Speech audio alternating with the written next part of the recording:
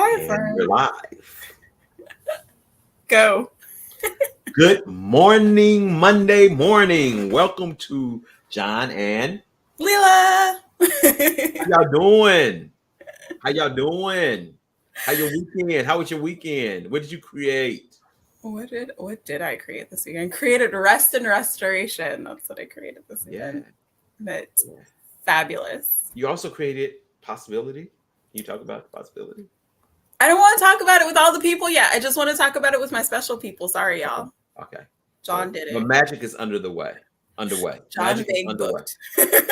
Magic is under the fucking way, y'all. Watch out for this lady. She's about to go boom. I So, will say though that I continually have the experience of like I don't know how I made that happen or I didn't think I could make that happen. Like I didn't think I could do that, yeah, and yet here we are. yeah. Which I'm like I know we have a topic and we'll get to our topic, but this feels also important to say. It is Women's History Month. Oh, fuck yeah. But we're celebrating a woman. We're dedicating this show to a dear woman. My mom. Yes. Her birthday is when? Her birthday's Friday, Yeah. the 11th. Oh my Today God. is the anniversary of her transition from the physical. Wow. She's like right here. Yeah. Yeah. She hangs out with me. We get along so much better now that she's not in a body. Sometimes it bees like that. For real, for real. Um, but the importance of Women's History Month, and now that I'm thinking about this and thinking about my mom and her birth and her transition and March and the whole shebang, um, my whole thing is about healing. Hmm. And I always start talking about healing our histories during Women's History Month because the thing about being doomed to repeat our history only happens if we don't heal it. So if we don't heal the patterns that created whatever our present moment is, then we just find ourselves in that pattern over and over and over and over again. And one of the gifts that my mom left me was her pattern of dating liars. Wait, she left you that? Well, the gift of that was that I saw it. I was 12 Hmm. and my mom was recounting for the I don't know how many time the story of my dad cheating on her and her finding out when she was 8 months pregnant, and then my brother's dad doing the same thing, and me thinking these two boys in Mississippi did not get together and concoct the plan to knock up this chick and cheat on her and have her find out in her 8th month of pregnancy. Like my 12-year-old brain was like, it's you, mom. You are the pattern here. You are the common denominator. And I'm not in the relationship that I want to be in, Hmm. but I can say that I've healed that history. I haven't been lied to or cheated on since my first relationship. Hmm. And I've never been in the same relationship twice. Then you never gone back. Once it's done, it's done. No, meaning like, you know how people date person after person after person, like same dude, different face? Yeah, yeah, yeah. No. The problems that I had in the relationship I just got out of, they Yeah. don't match the problems I had in my marriage. Mm. We had different problems. Let me ask you this, because this talks about something we talked about before, though. But was there I sometimes think that, and like even with me within creationship, I call it with Tori, if things go down, it's the lack of dialogue I think that we have, that people have with people, and not being able to have the dialogue. Because here's the piece why I say that. How many of us live out of not being present with ourselves, like you said, for me, not being present with ourselves about what we desire in our creationship, and how many people don't? Like I think about your mom. If the guys could come and say, "Hey, I want to come and have sex and do this," how many of us, especially in that time period? Well, your mom's same age as me, so it's a She little bit was different. so young though. She was a baby. She was How, 17 when I was born. oh damn! So you was born like in 1979, 81. 81. Yeah, yeah, Yeah, she was 17 when I was born, 18 when my brother was born. yeah. And so the question that I said is that I think that so many times I think that we have this fucked up shit around sex. What are you doing? Like, That's look at awesome. that gray Yeah, patch. that's cute. I It's like that. glorious. Yeah. But see, I'm all into it. I'm all somebody You says, were "Is that saying we real?" have fucked up points of view about sex. Yes. Um, I think and it creates problems that if we didn't have hangups around it, people will be able to be more fluid in their motion and their connection with each other. Because if I had a friend, I'm not gonna throw him under the bus because he's a dear friend of mine. We used to be closer, but he moved on. And anyway, he was my first friend that he had benefits with a lot of women, and they were open to that, and they knew it. And he didn't lie because I meet him. I was like, "Yeah." She said, "Oh yeah, yeah." And I was like, and some of these women were like very, very attractive. I was like, "How does this work?" Transparency, and that's when the first time I come to realize that many people, many women just want transparency, Listen, their power. I don't know where my children are on the internet, but they might die just a smidge. I'm really honest with them, so they're not going to die too much. But my marriage would have lasted had my ex husband had any kind of cojones to tell me the truth, Mm. because he dates fabulous women. Yeah, One woman bought my daughter shoes and gave us her car. Gave us a fucking car. yeah. Yeah, I keep fucking him. That's fine. So this goes. So you would have been okay with this as long as you'd been told the truth. By that point, yeah, hell yeah. I don't know if I would have been okay with it in the beginning. I probably would have because, damn, just confession time with Lila. Um, because when we got together, I actually wasn't trying to keep him. Yeah, Our relationship was a relationship of convenience for me. yeah, If I said his name or my best friend at the time's name, if I started a sentence with "Mom, this person, and I are going," my mom would be like, "Do you need money? Have fun." yeah, Like, you don't got to come back. It's fine. yeah. So I could, like, and he was transportation in this town that has like one bus that snakes through the entire town. And I came from Chicago where, buses run every 15 Minutes. minutes. Yeah, Yeah, not yeah, here. You miss the bus, you wait an hour minimum. yeah. So he was a relationship of convenience that turned into I fell in love. Um, and then I had some kids.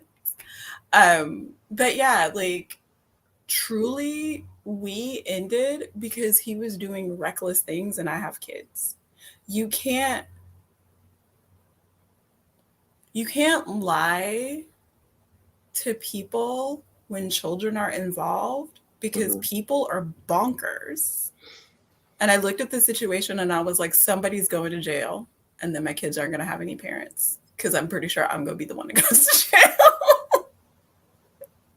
Because he kept on the behavior without saying to you what the behavior was. Because I found myself at midnight on the phone with a woman who thought she was texting with him, but was texting with me. Yes, I was that messy in my 20s. And How'd you get your? Now this is a story. How'd you get your number? she didn't have my number. I had his phone. Oh, okay. He was asleep, Let me but ask his you this: were phone you kept mad at going her? off. No, I called. I ended up on the phone with her because I felt bad for her. Right. So his phone kept going off, and I picked it up because who the fuck is texting my husband at midnight, Yeah. right? And all of these text messages from her, they had been texting back and forth, and then he fell asleep. So this is her like continuing the conversation. And then I was like, pretending to be him and texting back. Messy in my 20s, pretending to be him and texting back until she was like, I think I'm falling for you. And I was like, fuck. God damn it. I was like, can you get on a call real quick? And she was like, yeah, let me take my break. She was at work. Then I felt like a colossal asshole.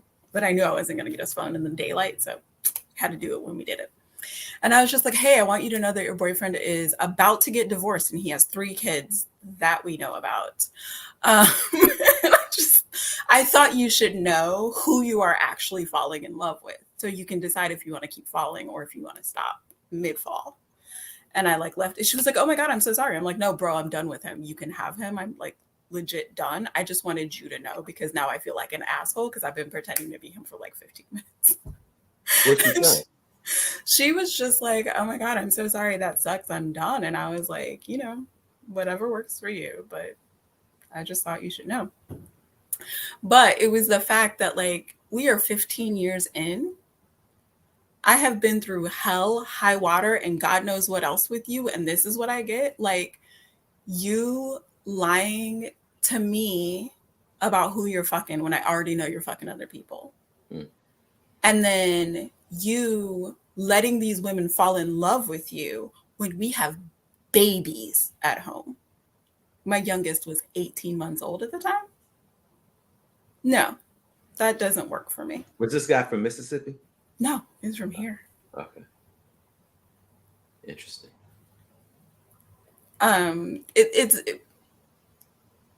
So speaking of healing our histories, this happened because he doesn't have, using my teacher's word, approval for who he is. We had this conversation over and over and over again over the years because when I was on birth control, I had no sex drive and I was depressed. I was like, go find somebody who wants to have sex. Come home when you're done, it's fine. But his upbringing makes that wrong. And so instead of getting himself into alignment and really having his cake, his ice cream, his pie, some fudge, and any fucking thing else he wanted, Your ass. Go ahead. he was just like, no, this isn't what I want. I really want it to be just the two of us. The week that he left, he stayed with that girl that he had been texting with. Yeah. The weekend before, I found out that that's who he was texting with. And that's how I found out that he was actually with her. I was like, hey, by the way, was he with you this past weekend? She was like, well, yes, he was. I was like, great. He woke up. I was like, hey, I'm going for the weekend. He was like, you're doing what? You got a weekend off? I get a weekend off. He's like, no, this isn't what I want. But is it? So you don't want me to have weekends off, but you want weekends off. Got it. But he's got a lot of like unhealed mommy issues and daddy issues and religious issues and like all of this shit that just stops him from being like, I really like having sex with a bunch of different people and I really like having a committed partnership. Can I have both? And I'm the person to say yes to that because you date people who give me cars. How's it get better than that? So I haven't had that experience with anybody after him. I've had people tell me shit I didn't want to know. Well, now you can't. You start with that. You know, I'm like, well, what is it? Just like details of their relationship. I'm like, I don't want to be the relationship coach here. I'm just trying to get my toes curled and some food. Feed me and give me orgasms. We will get along well. If you want to build a life for me, the standards are way higher. But if you just want to feed me and give me orgasms, I have no complaints. So what happens when you tell guys that? I haven't had one to tell that yet. Okay. Yeah. I was very, well, no. There was this one guy, but our situationship was such that like one of us would text the other one whenever there was an itch to be scratched, and then the itch got scratched, and then we went on about our way. It was that. Like, I didn't try to make it anything more. And he seemed content with me not trying to make it anything more. Interesting. So we never had that conversation, but that's basically what that was. Wow. And then the last person that I was with, I very much wanted to be with until I didn't. So do you find yourself having a pattern and then it elapses? It's like it comes to end, like a movie. I make sure I unravel it. I make sure I heal whatever it is while I'm in it. Because if I don't, then I just get it with the next person. Yeah. So I can't say more about that. Say more about that. That's kind of dope. Well, what I was about to say is like there was something that I saw that was in all of the previous relationships. Um, and it was two things: me not being willing to be honest about what I want, Hmm. and me not having like real good boundaries. And so the relationship after my marriage was a dumpster fire because I was clear about what I wanted, but I didn't have any boundaries. Like I couldn't say no. And that went all the way up until December this past year. Like it imploded in my last relationship, which ended in April for anybody who did not know that we broke up last April. There are some folks that still didn't know, y'all. um, and but it was still like up until, I guess I would say up until December, my boundaries were really prickly, more like electric fence type boundaries. Like you get too close, fuck you.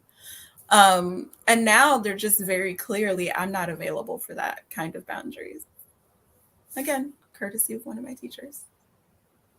Yeah.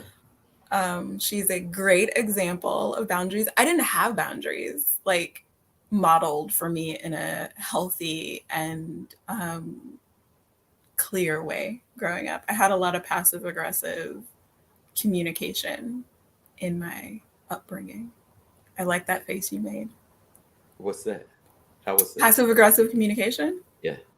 Oh, this one's a fun one. So I ended up moving in with my now ex-husband at age 17 because of my mother's stellar communication. So I spent the weekend with this dude every weekend. Like this is our rhythm at this point. But my friend had run away from home and it was a Wednesday. And the last time she ran away from home and came to me, when I took her back home, she tried to kill herself the right way. And her mom found her in a puddle of blood in her bedroom. So I was not taking her back home. Took her to my boyfriend's apartment. They both looked at me like, "You're not leaving us here." Fair enough, fair enough. So I spent the night, Wednesday night and Thursday night. And Friday, I went home to get clothes for the weekend because this is my weekend thing. I spend the weekend with him. And my mom said, "Oh, I guess you moved out, huh?" Packed my whole fucking room and left. Well, she packed your whole. I did. She was Okay. being sarcastic. What my mom meant was, "Wow, you haven't been home since Wednesday. I find that very disrespectful. What's going on? Let's talk about it." Right. What she said was, "Oh, I guess you moved out." And I took that as permission. Got it. Got it. So healing that looks like having a conversation actually with my 15-year-old today. I'm like, damn, he's almost 16. Having a conversation with my 15-year-old about that very thing, about how like I didn't have boundaries modeled for me or Mhm. clear communication. And I've been passive aggressive as a parent. And that's been a nightmare for all of us. Hmm. And we're working on healing it. Like I'm working on clear communication and good boundaries. And well, at least he's working on listening and like paying attention and knowing that like I'm doing my best Mhm. and I'm learning while I teach them. Wow. That's dope.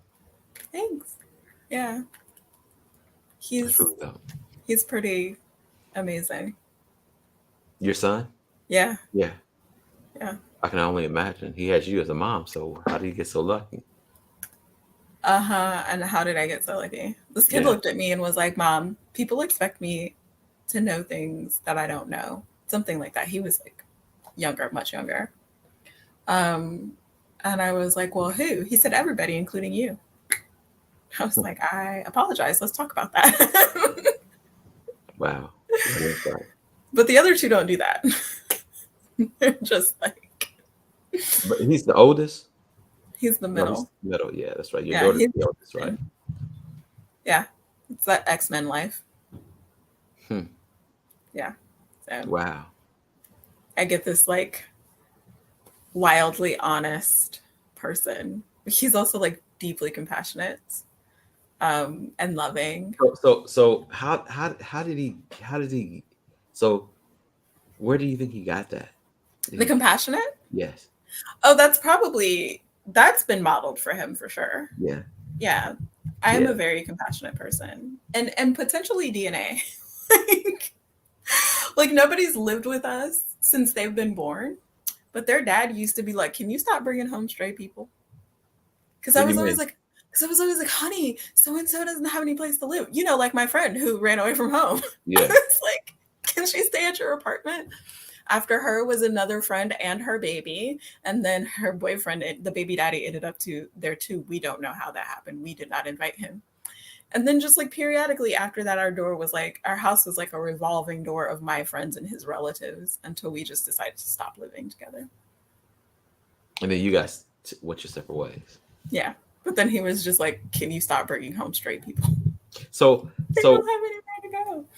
But my 15-year-old, who's about to be 16, um, we were at a stoplight and someone was panhandling, and I gave her money, but then I pulled around. I left the grocery store. I pulled around and I rummaged through the groceries and I pulled her out a Lunchable and a banana and some bottled water and a juice pouch and like fruit and like put it all together and drove back around and handed her the bag out the window. And she cried and we left. And this kid goes, "What was that about?" And I said, we've been fortunate enough to have other people to live with or like friends or family. And then when we lived in transitional housing, like we lived in a shelter, but it looked like an apartment. So my yeah. kids knew no difference.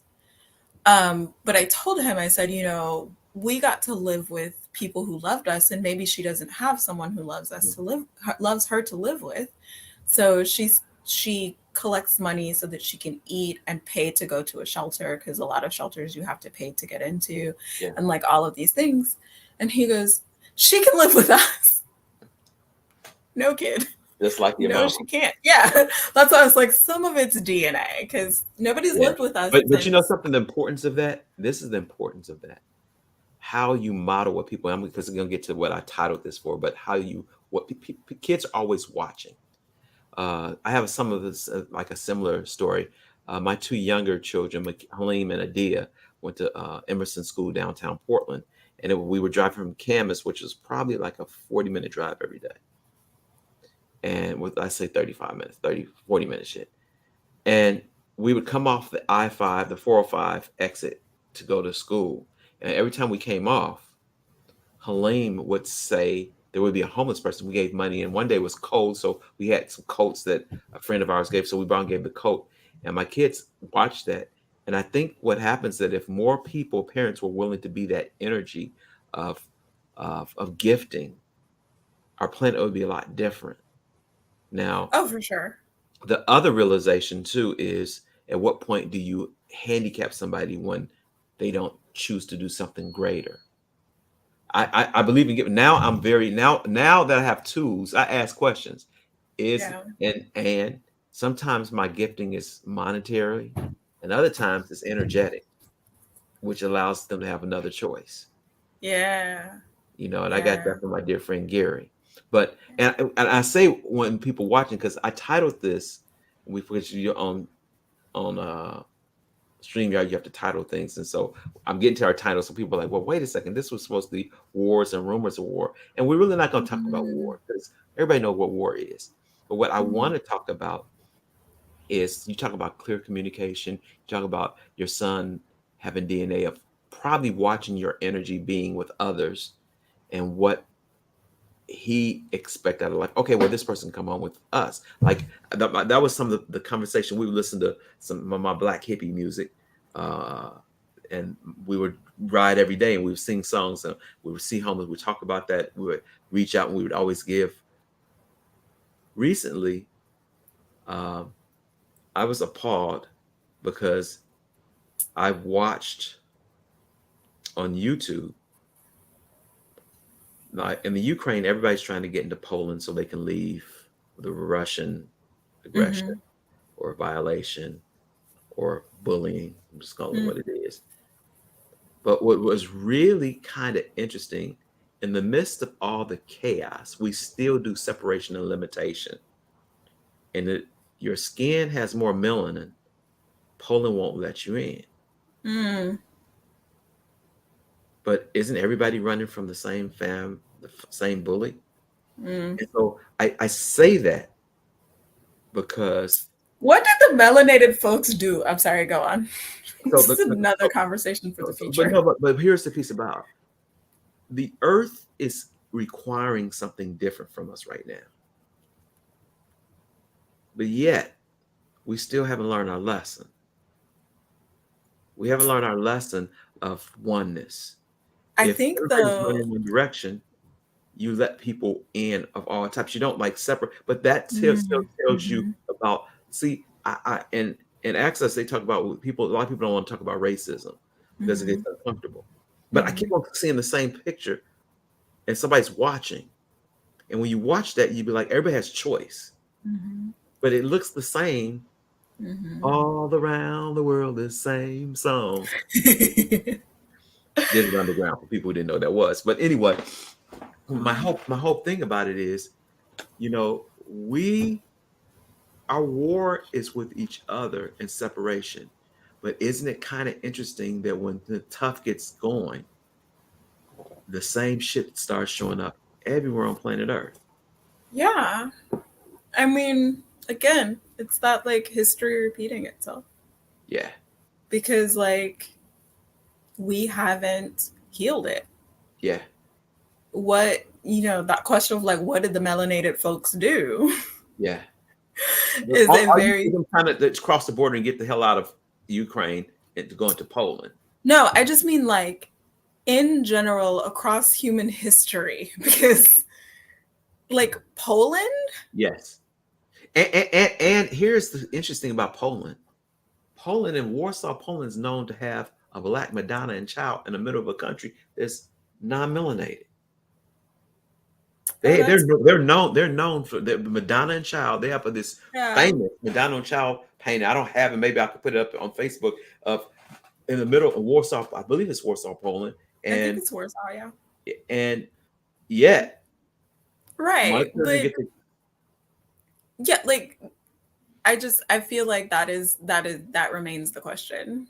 Like, because if what we're seeing over and over again is melanated folks being abandoned and neglected and rejected, what is underneath that? That.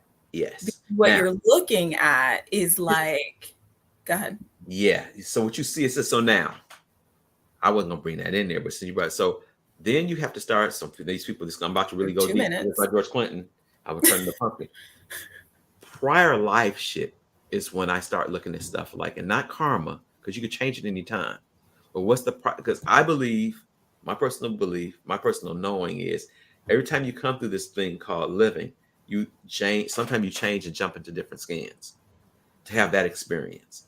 And is it just an experience? But the question of humanity for me is, what would it take to heal that as Yeah. beings? As beings, Yeah. what choice would have to be made for it to be different? You got me really looking at that and thinking about it. But before you turn into a pumpkin, Yes. thank y'all for being here. Yeah, thank you for entertaining us as we entertain you. Uh, What do you got coming up? I am postponing my trip to Russia. Okay. I possibly have a class in Southern Florida for those people out there, a foundation class that I might be doing down there. Looks like it's going to be maybe the 29th of April. April? Yes. Um, I have tomorrow. Oh, well, this not tomorrow. So um, what else?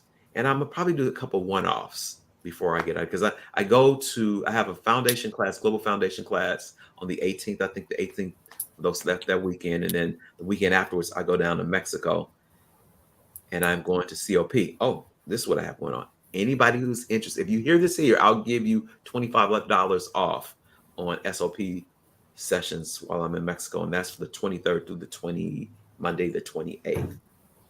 I would be doing this and like this, and your body go like woo. But anyway, More than just your body, friends. yes, More it than can be orgasmic. it really can. Yeah, Like yes. My that is sister told me, yeah, and it's just being me. I mean, it's just and orgasmic as is actually a creative energy. So don't just go dirty mind people in there. yeah, but also don't like just don't be shocked. I just want Yeah, y'all to know. I told yeah. John so that he would know what he was doing to people. Hey, I do it with men and women SOP sessions. Hey, if you whatever it takes for your body, and one reason I like doing it is it's a way of allowing the body to be free. Amen. It's Yeah, powerful. Lots yeah. of delicious energy moving. Okay. Um, What about Keep you? an What you got going? eye on my page.